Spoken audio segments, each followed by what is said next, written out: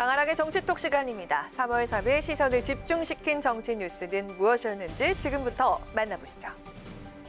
오늘의 첫 번째 정치톡은 어단한 안철수 대 이단망 김종인입니다.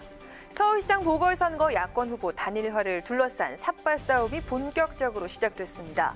국민의힘과 국민의당 양측 모두 유리한 고지를 차지하기 위해서 단일화 방식과 후보 기호 그리고 여론조사 문구를 놓고 치열한 기싸움을 이어가고 있는데요. 단, 어차피 단일화는 안철수.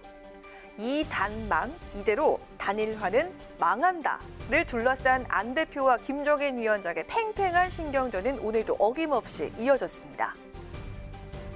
기호가 몇 번이 되든 야권 단일 후보는 두 번째 후보입니다. 1번과 2번의 대결이 된다면 지금까지 서울에서 7연패를 했습니다. 계속 진 방법보다는 서로 협의하면 좋은 방법을 찾을 수 있을 거라고 봅니다. 제3지대 후보로 단일화돼가지고서는 시장 선거 이길 수가 없어요.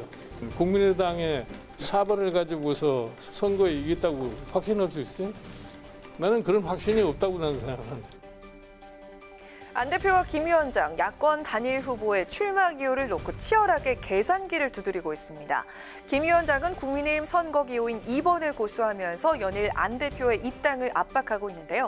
하지만 안 대표 측은 정당 대결을 고집하면 야권은 백전백패라며 국민의힘 간판으로는 절대 선거에서 승리할 수 없다고 못 박았습니다.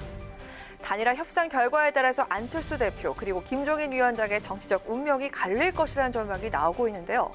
야권의 협상이 본격화된 지금 어차피 단일화는 안철수라는 어단안과 이대로 단일화는 망한다라는 이단만 가운데 어떤 줄임말이 더 힘을 얻게 될까요? 이어서 두 번째 정치톡은요. 바보 정치인입니다. 국민의힘 서울시장 보궐선거 후보 선출을 위한 여론조사가 어제부터 시작된 가운데 나경원 예비후보가 스스로를 바보 나경원이라고 지칭하면서 지지를 호소했습니다. 나 전 의원 자신의 SNS에 바보 나경원의 손을 잡아주십시오라는 제목의 글을 올렸는데요.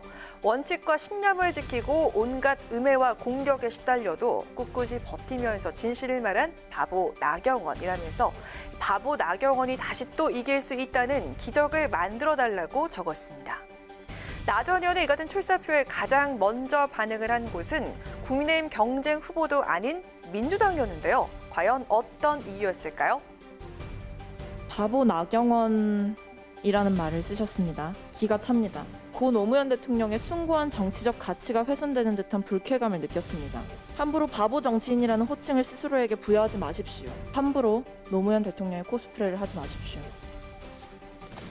네, 박최고 의원은 이어서 나 후보를 향해서 진정 스스로 바보 정치인으로 불리고자 한다면 이 질문에 분명하게 답해달라며 본인의 정치 인생 동안 무엇을 위해 싸웠느냐, 정치인 나경원의 원칙과 신념은 무엇이었냐라고 되묻기도 했습니다.